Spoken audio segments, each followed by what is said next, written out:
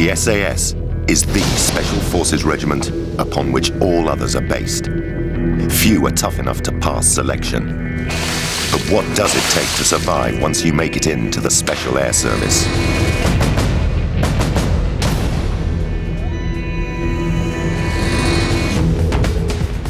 In this first episode of SAS Survival Secrets, we reveal how a team goes behind enemy lines to set up a covert OP or observation post. What tactics and awesome firepower do the SAS put into practice when they come face to face with the enemy? In wartime, the primary role of the Special Air Service, or SAS, is intelligence gathering. Small specialist teams go behind enemy lines secretly to gather information for future offensive operations. Eddie and his patrol will help us recreate tactical and operational procedures used by the regiment when surviving in enemy territory. The battle scenario you're about to see is fictitious, but the techniques and specialist skills shown are real and based on SAS procedure.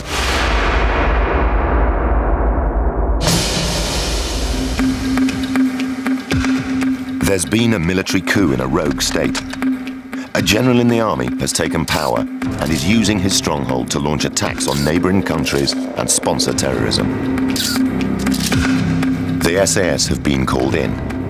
Eddie will command a four-man team that will go behind enemy lines to gather information on numbers of combatants, weapons, command structures, and assess plans for future attacks.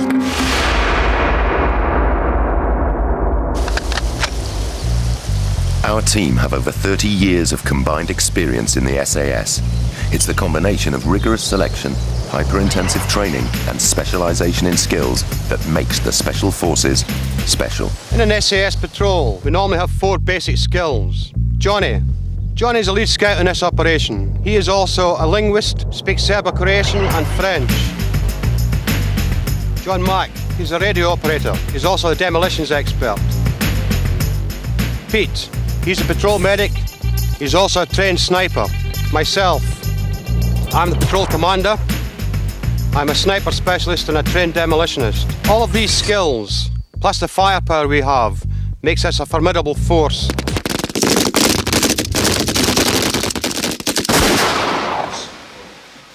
At the start of any mission, there's a briefing.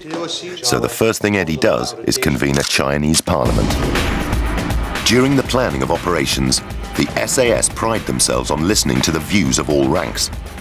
Remember, the most junior of ranks in the SAS are actually senior soldiers recruited from other regiments.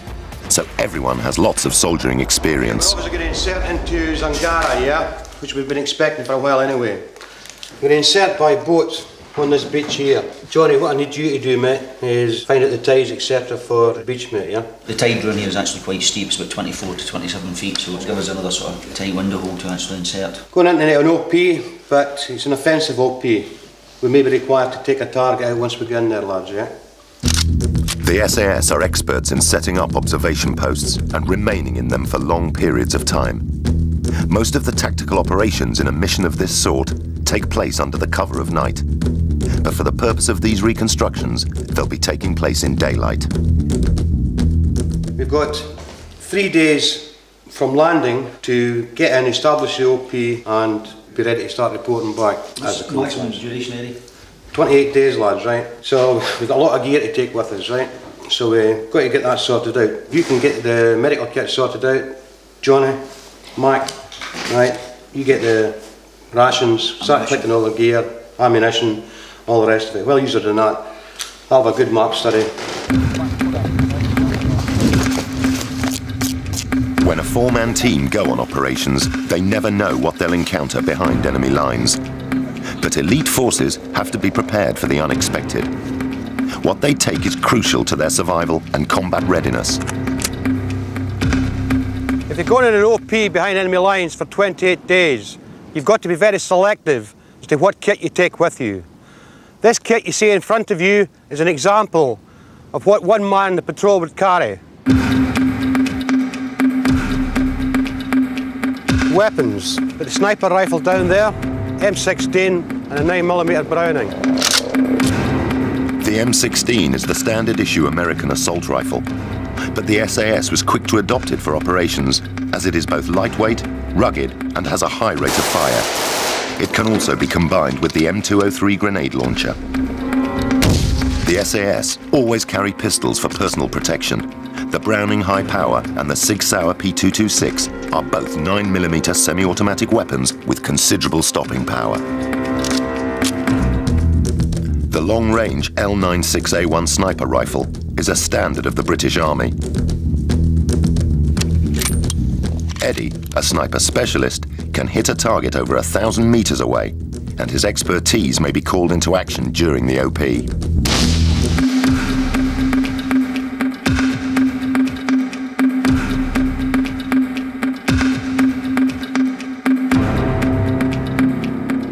The Bergen, this is where all this kit's got to go into.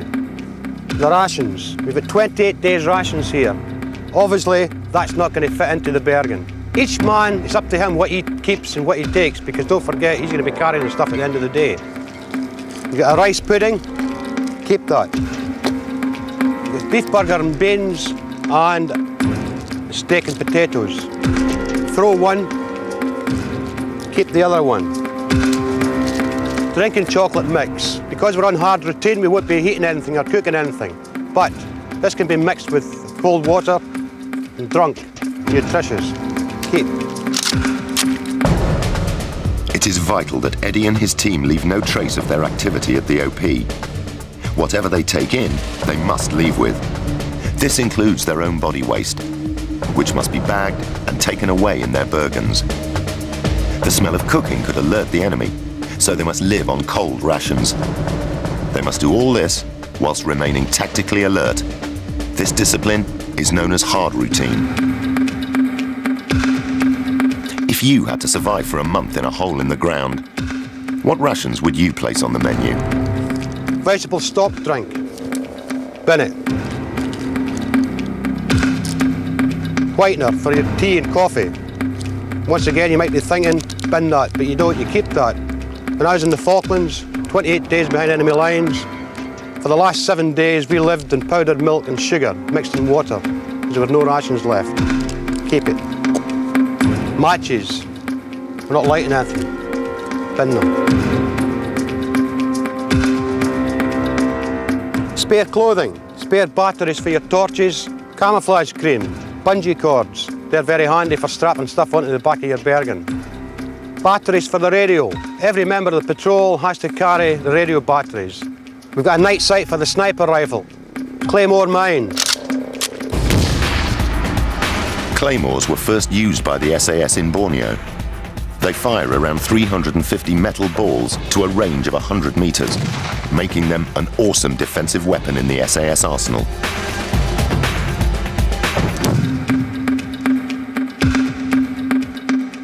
Ammunition. Each man will carry 5 magazines plus up to 300 or 400 spare rounds in case we get involved in a firefight. All of this needs to be put into your Bergen and taken on this 28-day OP. This will weigh approximately 120 to 130 pounds. Imagine carrying 3 5-year-old children on your back. Then you'll get an idea of how heavy a Bergen can be. But to survive in the SAS, it's the most basic of requirements and part of selection to be able to march long distances with this amount of weight. Everything is meticulously planned before an SAS mission. Phase 1, the insertion. We're going to get landed towards last light on the beach. We'll then set off, move into all-round defence. The orders issued by the patrol commander will break down in detail the mission's objectives and contingency plans. The mission will be in 4 stages. The team will get to the drop zone by boat and then covertly travel some 30 kilometers east, where they'll rendezvous with an undercover agent who'll provide them with vital information. They'll then go deeper behind enemy lines to set up the OP. After the operation, the team will travel northeast, where they will be extracted by helicopter. A Special Forces boat team have dropped the patrol on a beach some 50 kilometers from the target. The patrol have to move to the OP on foot. The SAS call this tabbing. Tabbing is an essential insertion technique when setting up OPs. Since your primary role is to gather intelligence, you can't just crash in on the enemy's doorstep. So SAS patrols normally get dropped some distance from the target in order to maximize secrecy on their clandestine approach.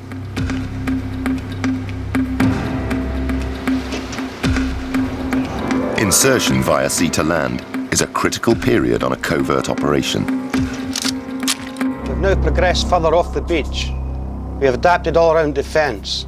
This gives us a 360-degree observation and arc of fire. This is used in all aspects of warfare.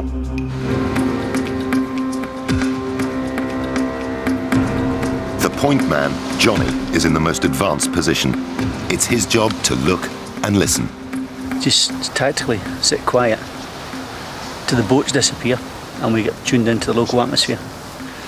If something happens now, I'm in a good defendable position. I've got cover to my front. I'm happy with Eddie's signal. I know where he is in my right. I can see the road left to right. I can see that main gate. So I've got a good arc of fire. I am 60% of the firepower of the gun.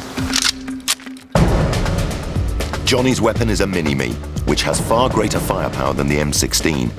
It has a 200-round box magazine, which provides a rate of fire of 850 rounds per minute. With an effective range of around 600 meters, it has proved its worth to the SAS in many contact situations.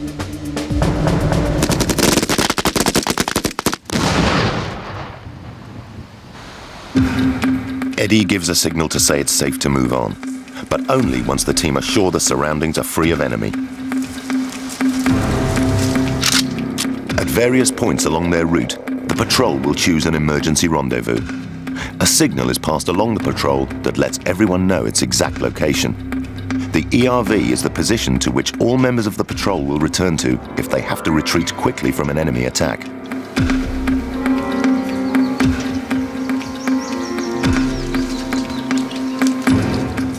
The first man, or point, must remain hyper-alert to any enemy activity.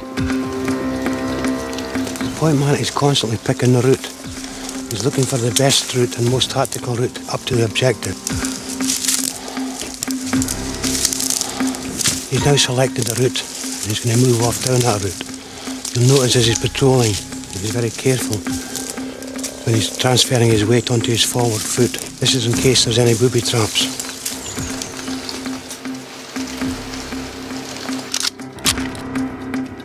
The last man is responsible for protecting the patrol's rear. He's called Tail End Charlie. Enemy rear! But any contact with the enemy like this means compromise. Instead, go back to basics with the 5 S's of camouflage.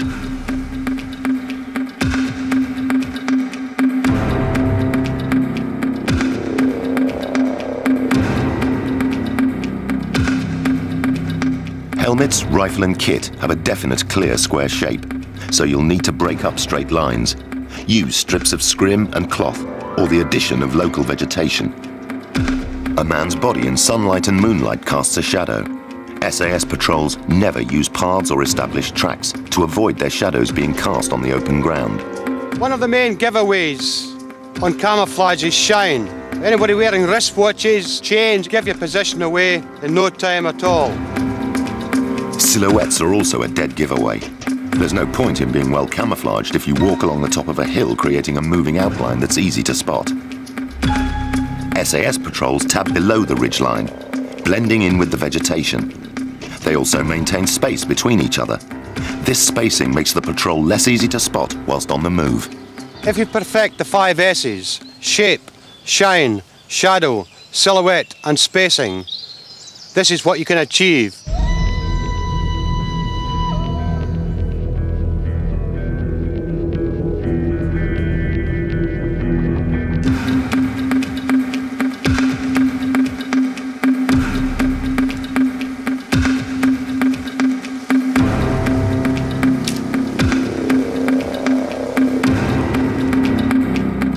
Operating behind enemy lines means moving quietly and undetected.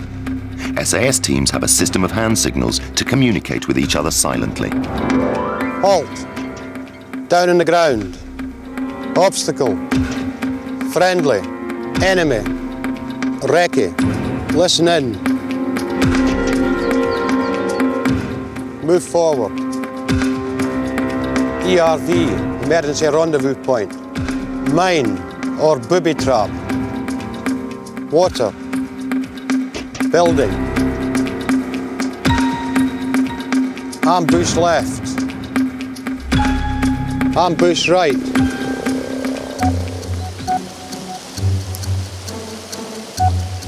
The patrol are entering the second phase of their mission. They've tabbed for 30 kilometres into semi-populated rural areas.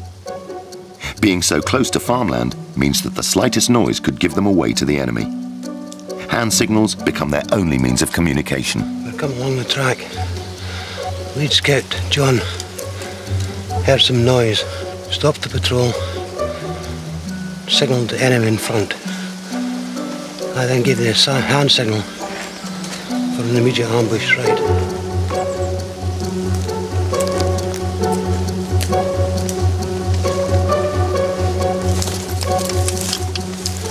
We're now waiting in ambush to decide whether we take out this enemy patrol or we let them pass to continue with the mission.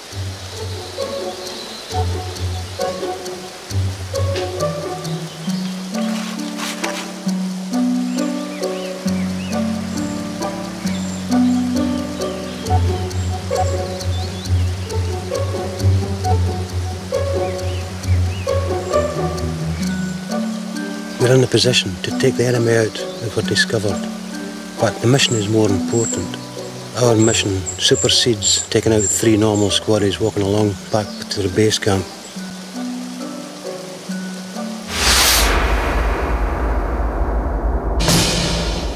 The next phase of their mission is the highly risky agent contact.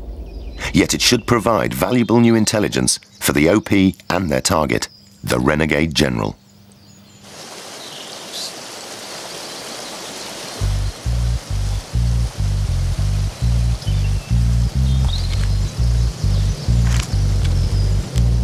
The meeting is scheduled to take place at a farmhouse.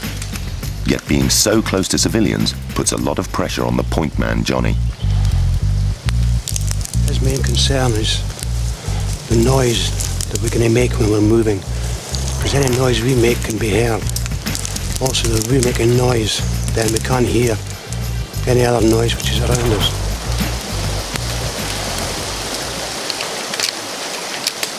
Now that the patrol have the rendezvous point for the agent contact in sight, they sit tight. They've got to be sure of their man, so they await a signal. Civilians, they're enemy as well until we know exactly who they are. So we can't compromise the mission by unexpectedly bumping into farmers, farm labourers around the buildings.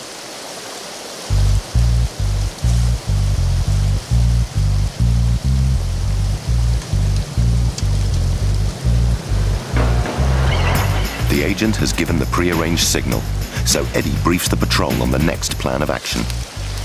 Start getting changed. Camouflaged uniforms in built-up areas would attract attention, so Eddie and Mac change into civvies to meet the agent.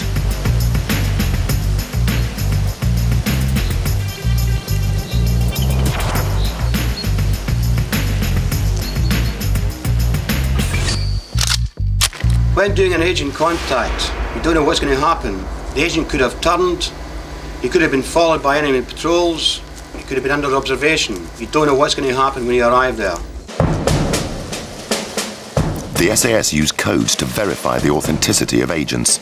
Mac will say a number, and the agent has to respond with another number that adds up to 9. Hello? 7? 2. If the agent doesn't get his sums right, then Mac and Eddie will treat him as hostile. You'll notice our hands are on weapons at all times. You'll be observing around you at all times, checking the buildings, checking the surrounding area. This is critical for your own safety. But it'll definitely be at headquarters within the next 7 days, that's all I know. He always arrives in a large green 4x4, and sometimes he comes to inspect the troops at night, and sometimes during the day. Okay.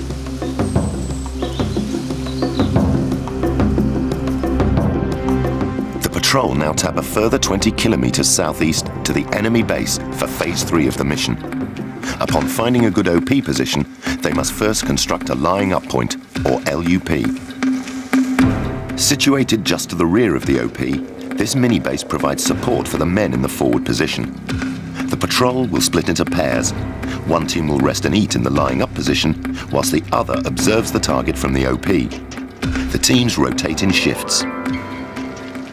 The LUP is constructed with defence in mind, with several bug-out routes should the patrol be compromised and they need to get away quickly. It's designed so that each patrol member has a camouflaged scrape in which to lie up. First, the surface layer of turf is sliced away and kept to be used as camouflage material. All the spoil from the LUP construction has to be put in sandbags and painstakingly hidden so as to conceal any signs of activity. Each hole in the LUP is lined with grass to help keep it dry. The positions are further concealed with a roof of chicken wire stuffed with grass and surrounding vegetation. Once the LUP is complete, it will offer concealment day or night for patrol members.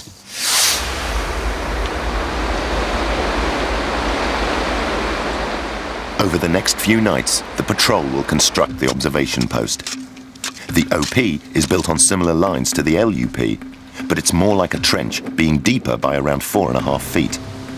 The two snipers in the team, Eddie and Pete, take it in turns to occupy the OP. Mac and Johnny act as their spotters. Now the OP is set, the team have to observe a hard routine.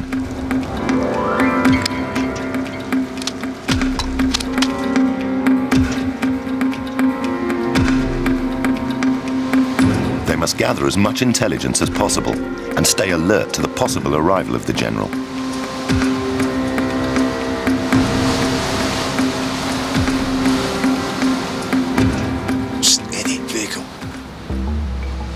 Blue 4x4.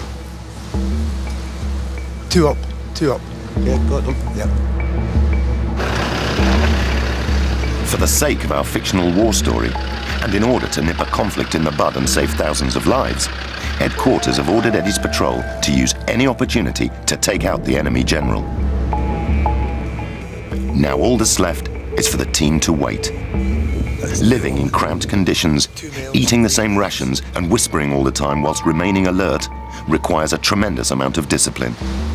It's vital to have this kind of self-discipline if you hope to survive in the SAS.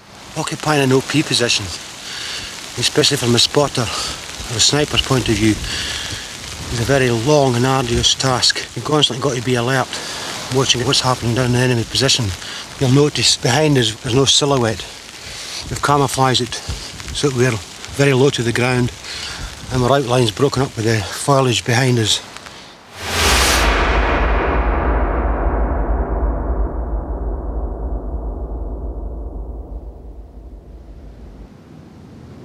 Psst, Eddie, vehicle coming. Okay, it's a green 4x4, 2 up. They've got something in the back. Barrels, they've got barrels in the back. Intelligence gathering. Enemy positions, where are they located? How many enemies there? What is their morale like? Are they disciplined? Are they less disciplined at certain periods of time? In other words, when the officer clears off, does their discipline drop? What are they like at night? The patrolling tactics, how do they patrol?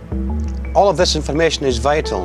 Even though you may think it is the smallest thing, it can mean a matter of life or death for a soldier. This information must get sent back to the headquarters by radio. They can then work out a plan to take out that enemy position. 2 guys coming out the building. And they're unloading the barrels.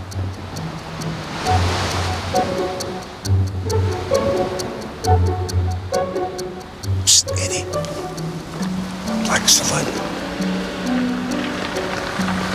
One up. Okay. She stopped. Okay, she's getting out. It's a she's getting out. Opening the boot. They're having a look. Okay, they're happy. Boot's closed. She's pulling off. Heading towards the building. She's pulling up on black. Mac and Eddie use a standard practice of colour-coding different areas of the target to avoid confusion. Okay, she's stopped. She's out, she's opened the boot. 2 guys coming out the building. Taking some stuff at the boot, not sure what it is. Guards still back in their position. Steady. Green, 4x4. Driver, somebody in the back. Go on. Oops. Getting activity at the guard, mate. The guard's moving up. Yeah. This could be your man, mate. They've been waved through by the guards heading towards the house. Okay, he's pulling up to stop him. Driver's getting out, opening the door. It's your man that's X-ray. At this moment now, you're about to take the most important shot of your life. You could be in that OP for 3 weeks, 4 weeks. You're cold, you're stiff, but you've got to keep yourself alert. Keep the circulation going when you're in that position. Being a sniper might sound or feel like a very clinical way of taking someone out. It is, but it is also a very, very important tactic. This person who you're going to kill could be very, very important to future troop movements. Your mind is clear, the person stops, you take the first pressure on the trigger. At this point, you wait. The enemy might not know where you've shot from. If they don't, then there'll be total confusion. If they do locate where you've shot from, you're obviously going to return fire. Try and take as many of them out as you can.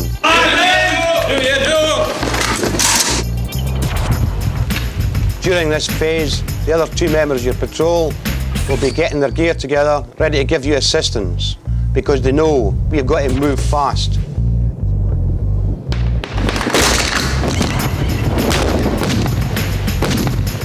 Contact with the enemy means compromise. It's time to abandon the OP. Eddie disables the sniper rifle by throwing away the bolt, and the patrol make a break for it. The team are now on the run, and although they initially break contact with the enemy HQ, the countryside will soon be crawling with hostile troops. Things are about to go from bad to worse for Eddie's patrol. They are 50 kilometers from their own lines and now face the virtual certainty of continuing sustained enemy contact. Contact drills. These were developed by the SAS over many years and in many theatres, and is an integral part of the training of any SAS soldier. It allows us to fan out into formation and put down maximum firepower to allow you to pull out of a situation which you feel is too hot for you to handle.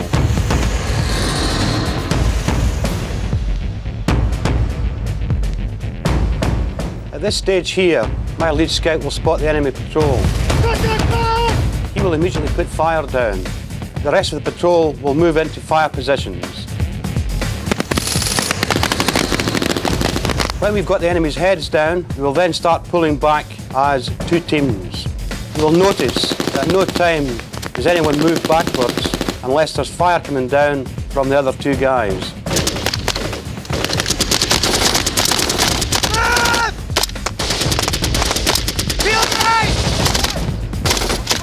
Whenever we break contact with the enemy, in other words, when we've lost sight of them, the patrol commander will then give the word break. We'll break off the contact and move off on the patrol in a different direction. With a contact right or a contact left, the procedure is exactly the same. For a contact left, we do not have to fan out. We're already in that line. So we immediately turn to the area of threat, put down maximum firepower. When we've got the enemy's heads down again, we'll then start pulling back in our buddy-buddy system and break off the contact.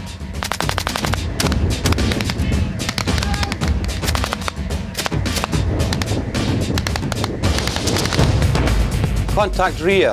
This is when the tail end Charlie spots the enemy behind us. Contact rear! He will immediately shout contact rear. We will once again fan out exactly the same as we did for the contact front, lay down maximum fire, and pull back as we did in the previous contact. At the beginning of the mission, the team were carrying hefty Bergen backpacks with every conceivable bit of kit for any eventuality. But these were abandoned at the LUP and OP positions when they went on the run. All they have now is their operational waistcoats and their webbing belts. So how do they hope to survive off their belt kits when they still have a journey back to safety of over 40 kilometres through hostile territory? When surviving behind enemy lines, you'll carry approximately 350 rounds of spare ammunition. You'll have grenades for the 203s, white phosphorus grenades, fragmentation grenades. You'll have 5 magazines, which is on your belt kit, GPS, a normal compass and a whistle, your weapon, your TACP, which is a tactical beacon, ground to air, right angle torch, which also has a small button compass at the bottom, a waterproof bivvy bag, a couple of spare rations. This one is beef burger and beans, my favourite. Lovely jubbly. An infrared strobe, a day-night flare, a couple of water bottles and a metal mug, a decent knife, various tourniquets, decent pair of scissors, a couple of sets of forceps, blister treatment equipment, sutures, 2 different types. You have to stitch yourself up, a broad-based antibiotic, a little saw, collapsible. Some small pieces of rubber, burns for a long time, you can get your fire going. I carry this bottle, which has got a purification system inside it.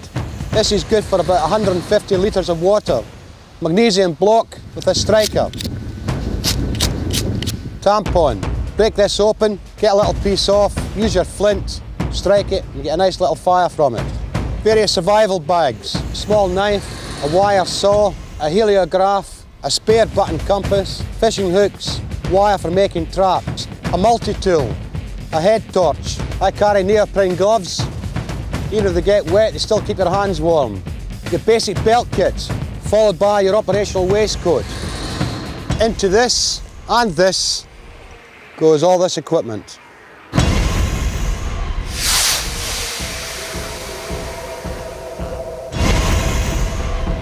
Although they've shaken off the enemy, a number of hostile contacts have left ammunition in short supply. Yet as long as they can maintain a decent pace, they should make their helicopter rendezvous.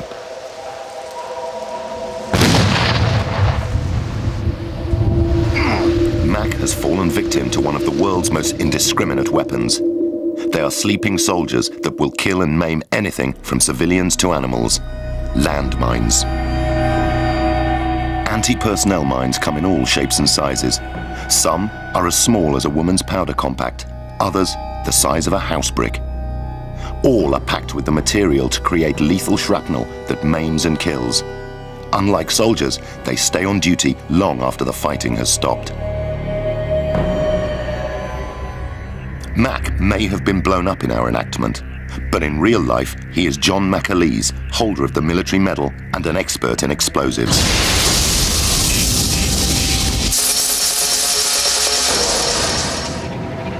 Okay, what we've got here, it's a American pineapple anti-personnel mine.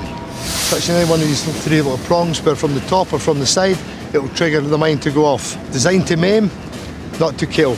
When the mine explodes, it's basically a hot piece of the metal flying everywhere, and this causes trauma to the lower limbs.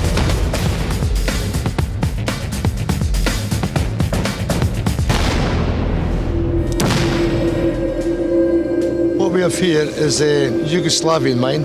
It's used quite a lot in Kosovo. Normally operated by a tripwire, which you can see here. Very difficult to see. I'll mark it so you can get the idea of what it's like. Normally troops will come along. It's normally between ankle and knee height. Trip this wire. It only takes 5 pounds to 8 pounds of pressure to release the trigger on the mine, and it will detonate and fragmentate in a 360-degree arc.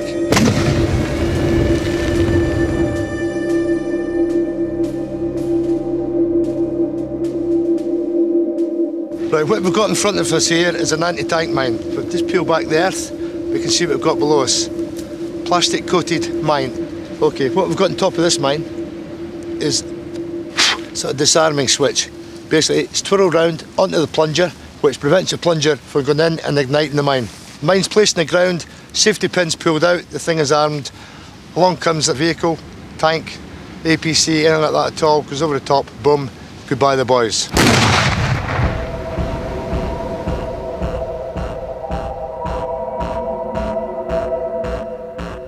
What we've got here It's a Valmira 69, produced in Italy, and they've been banned by the Geneva Convention now, but there's still millions of them all around the world. When this is triggered, what happens is the mine actually erupts out of the ground to about 2 metres and sends out metal in a 360-degree arc, killing, decapitating, maiming.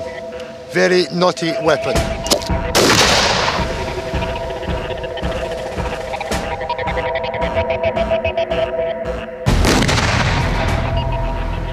There are still millions of these, that's why we're getting children and animals blown up all around the world, causing maximum damage and destruction. A disgrace.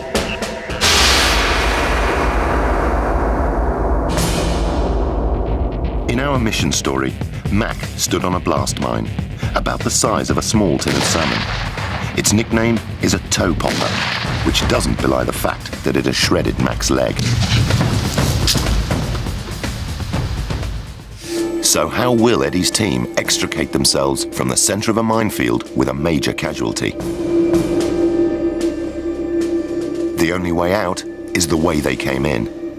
They must retrace their steps exactly. Every inch of ground has to be precisely checked for any mines or tripwires that were narrowly missed. Getting to the injured man and extracting him is a major challenge, and any false move will create another casualty.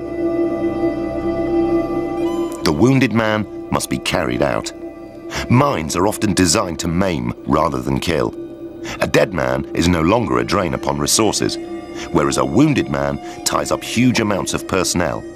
Not only does he have to be extracted from the battlefield, he will need vast amounts of medical treatment for the short, medium, and long-term future. The team now have to find a safe place where patrol medic Pete can treat the mine blast victim, whilst Eddie and Johnny take up defensive positions in case of attack. The enemy are highly likely to have heard the explosion.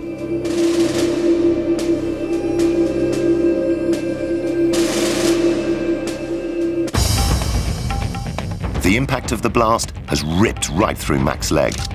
A patrol medic customizes his kit depending on the nature and size of any mission. In this case, the kit needs to be light, but sophisticated enough to deal with the horrific injuries associated with combat.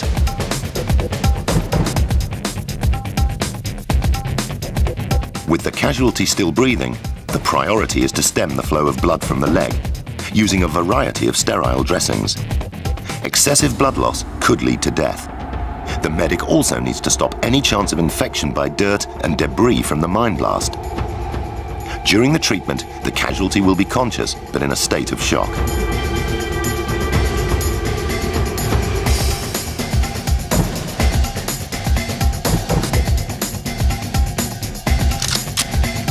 Field dressings are standard military issue throughout the British Armed Forces. Compact in design, they are carried by all personnel as part of their basic kit.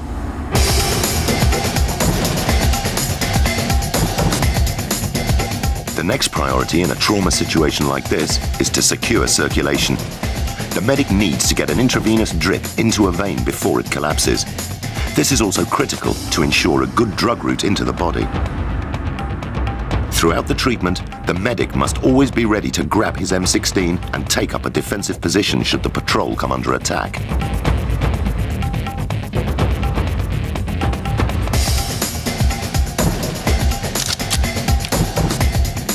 Needles carried by combat medics are designed to gain immediate entry into a vein. They are twice the size of those carried by ordinary paramedics.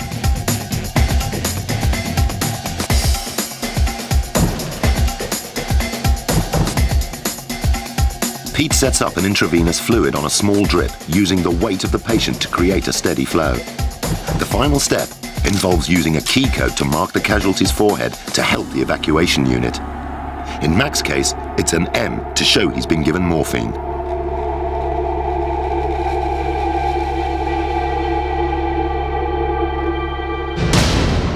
Serious injury to a member of the SAS patrol has severely affected their mobility to break away from behind enemy lines. The mine explosion has alerted the local militia, and the SAS are about to be contacted or bumped yet again. The medic has to leave his patient and engage in the firefight.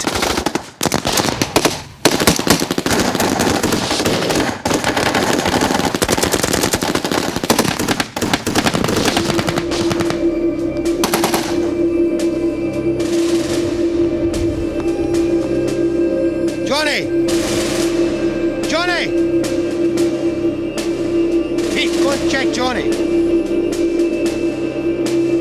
The ferocious firefight has left all the enemy dead, but the SAS patrol has also taken losses. Ted, get his weapons and ammo. Okay.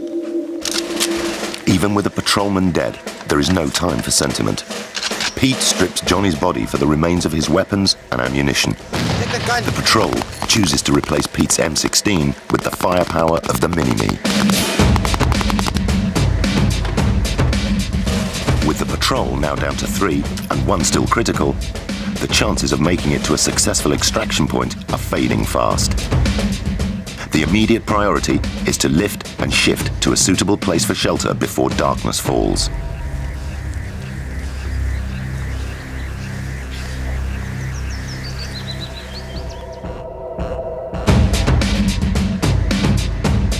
The worst-case scenario for a combat medic in times of conflict is when they have to contend with not one, but multiple casualties.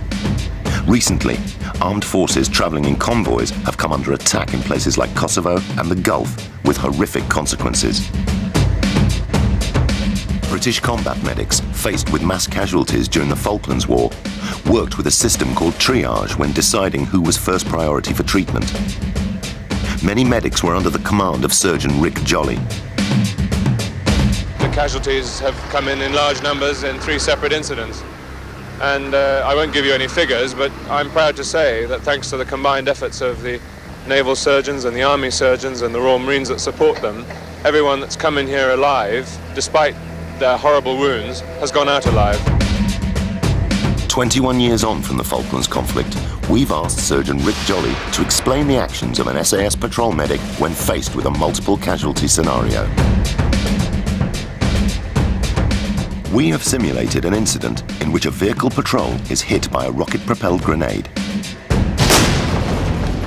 This is a nightmare scenario for an SAS medic who needs to treat the casualties and keep them alive during what is medically known as the golden hour of survival.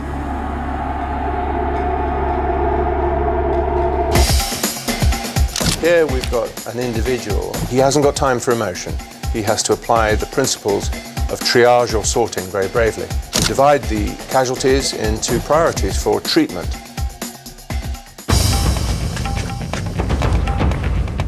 On his first assessment, the medic has to make a series of instant decisions in diagnosing who to treat first. This is based on the history of the incident and the casualty's ability to breathe, not on who calls out the loudest in pain.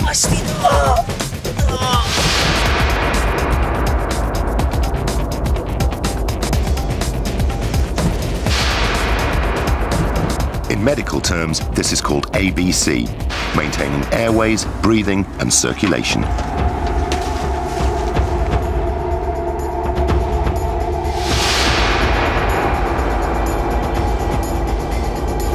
The first diagnosis is the most crucial.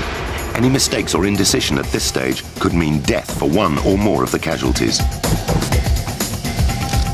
In his first quick walk around and assessment, he has put an airway into the driver's mouth to keep the tongue forward. Now, the first thing he's got to do is, in suspecting that there might be a chest injury, is to expose the access area. And he goes to his magic bag.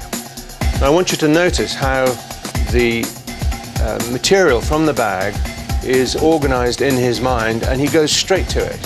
He's got a syringe, a needle, a cannula in his hands. And paramedics in the military, especially those who work with special forces, are taught to access the circulation via the jugular vein. This casualty will still have further breathing problems, but with 3 more casualties to treat, he needs to move on.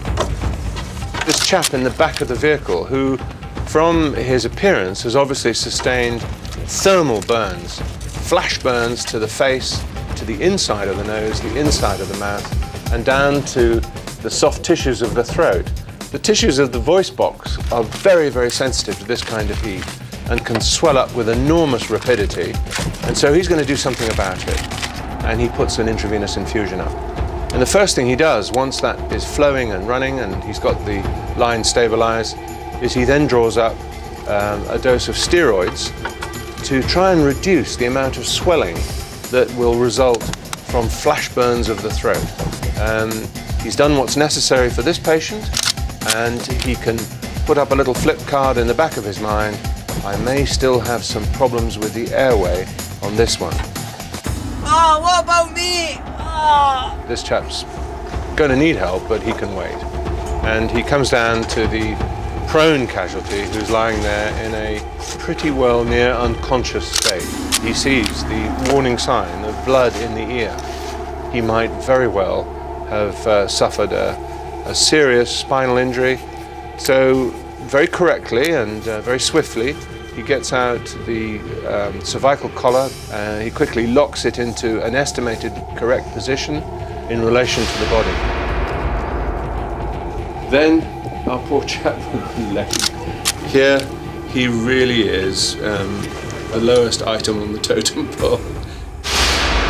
The SAS medic has completed his first round of treatment on all 4 casualties.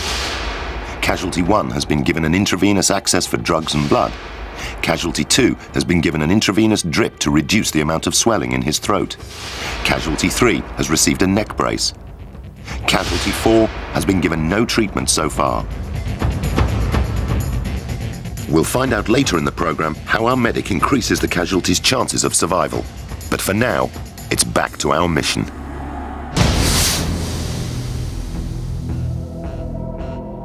The patrol has, over the course of the day, endured a firefight which has left one of the team dead. Another remains critically injured, and they are still miles away from a safe extraction point.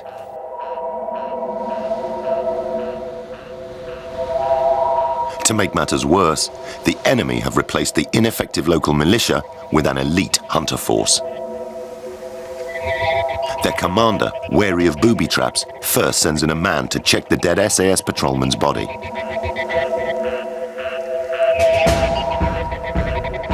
He then begins a detailed sweep of the area, searching for the remains of blood, bullets and boot marks to track the SAS patrol. 3 or 4.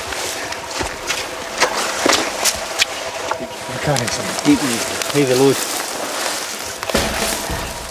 Leave them.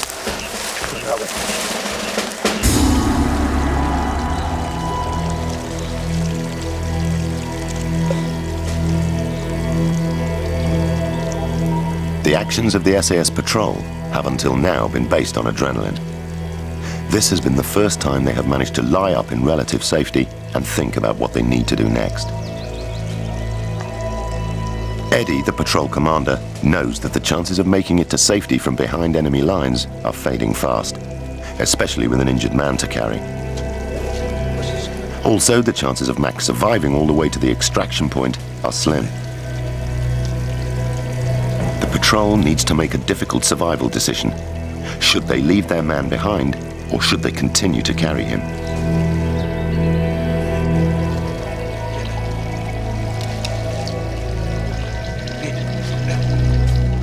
The medical treatment we have given him, although it's good, is very basic. He's slowing us down considerably, but that's not a reason for leaving him. It's Mac who makes the decision to stay behind, giving the patrol a better chance of making it to safety. Go. You sure, man?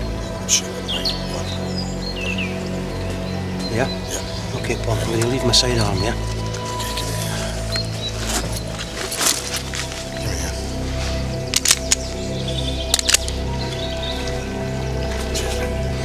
It's good.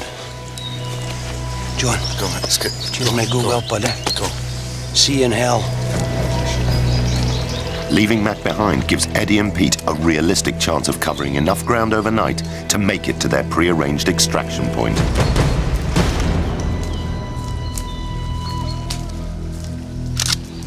Realistically, you know and he knows that there's no way you're going to escape carrying him along with you.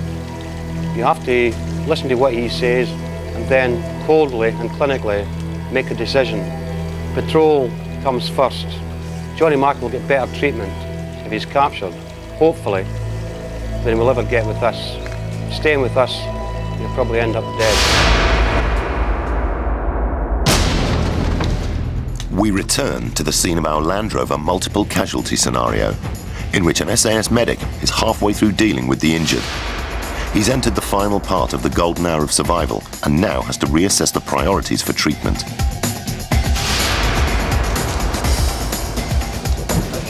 Back to the driver, whose pattern of breathing has changed.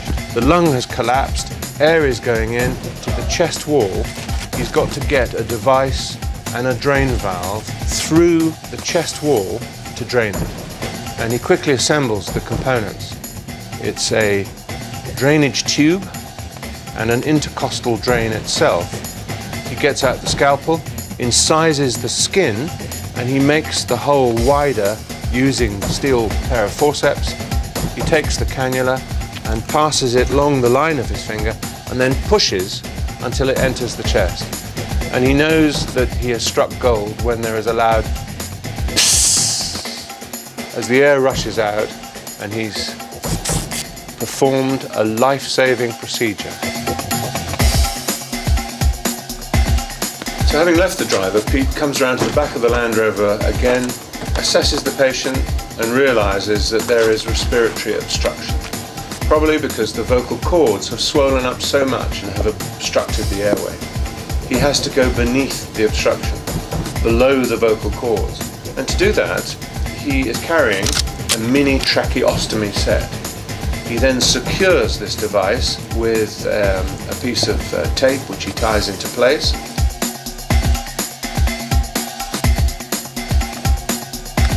And then, because the patient is suffering quite a lot of discomfort and pain, gets out an ampoule of a proprietary pain relief, draws it up in a syringe, and then without a needle, he inserts the drug straight into the circulation.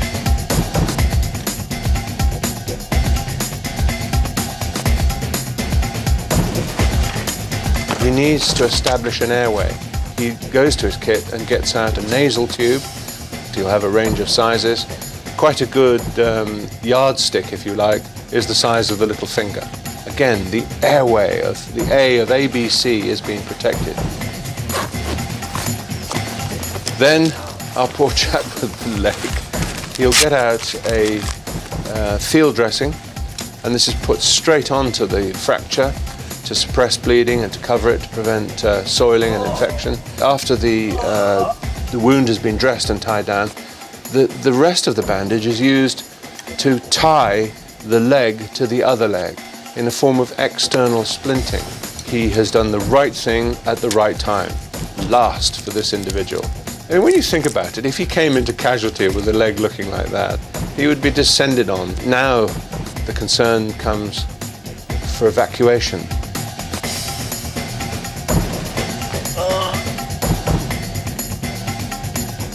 So what we've seen here is excellent battlefield first aid on individuals who had been granted this golden hour of survival with life-threatening injuries which could so easily have killed them if they'd been ignored or just abandoned on the battlefield.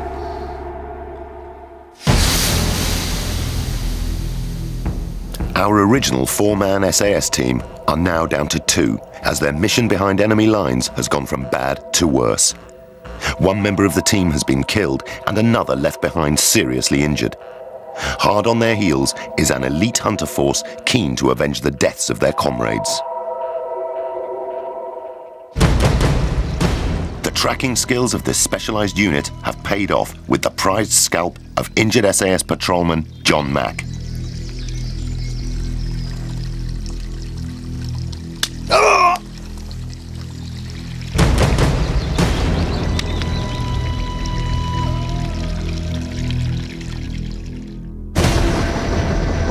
Next time on SAS Survival Secrets, the saga continues. Find out what it takes to escape and go on the run with the SAS, and learn how to survive capture and interrogation.